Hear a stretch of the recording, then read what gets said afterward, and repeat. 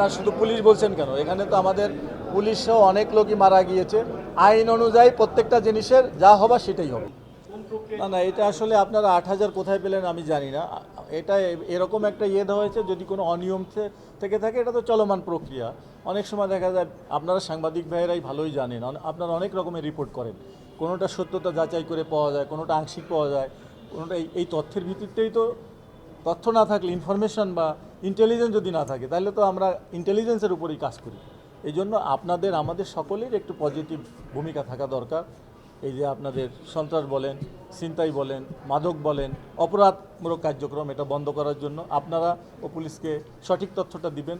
মিসগাইডিং report করলে আমাদের সময় নষ্ট হয়, বা আপনাদেরও কিন্তু ইমেজটা সমাজে নষ্ট হয়। তো আমরা একটি শান্তিপূর্ণ সভ্য সমাজ গঠনের জন্য কিন্তু যে সিটিজেন, ল অ্যাবাইডিং সিটিজেনও দরকার। সেই জিনিসটা যদি না থাকে, আমি পুলিশ যত ভালো কাজ করি না কেন, যত তৎপর থাকি না কেন, আপনার সমাজের একটা বেশির অংশ তো আমাদের সাধারণ মানুষ। তো তারা ল অ্যাবাইডিং হতে হবে। আমাদের ইয়াং জেনারেশন কথায় কথায় রাস্তায় চলে আসে, রাস্তা ব্লক করে দেয়, কিন্তু ক্ষতিটা তো আমাদের সবারই হয়। কালোবাজারের বিরুদ্ধে তো অভিযান চলমান আছে। শোনেন, মানুষকে আমাকে একটু বলতে দেন, এই কাজগুলো কে করছে? আমাদের সমাজের লোকরাই তো করছে। কেন করছে?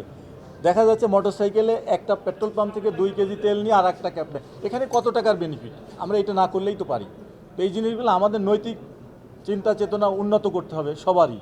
আমি পুলিশ চেষ্টা করলাম, কিন্তু আপনারা সবাই মিলে এগুলো যদি করতে থাকেন, তাহলে তো সমাজটা একটি শান্তিপূর্ণ সমাজ প্রতিষ্ঠা হবে না। আমি তো বললাম, এগুলাও আমাদের আগে দরকার সঠিক তথ্য, ইন্টেলিজেন্স।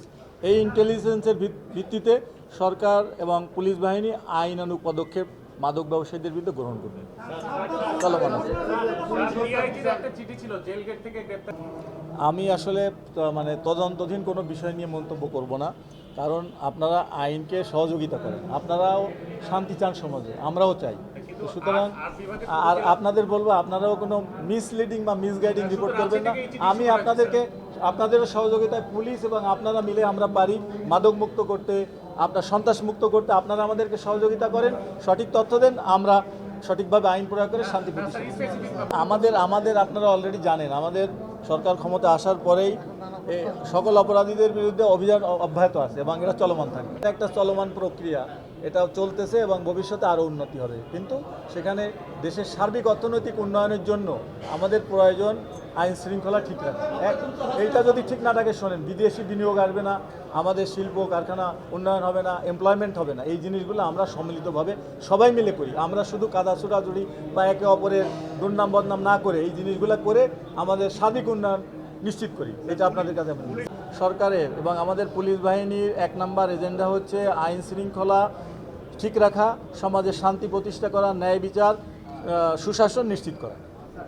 এইটা আমাদের পুলিশের। না না, আমরা শুধু পুলিশ বলছেন কেন? এখানে তো আমাদের পুলিশও অনেক লোকই মারা গিয়েছে। আইন অনুযায়ী প্রত্যেকটা জিনিসের যা হবার সেটাই হবে। এর বাইরে আমার আর কোনো বক্তব্য নেই। ধন্যবাদ।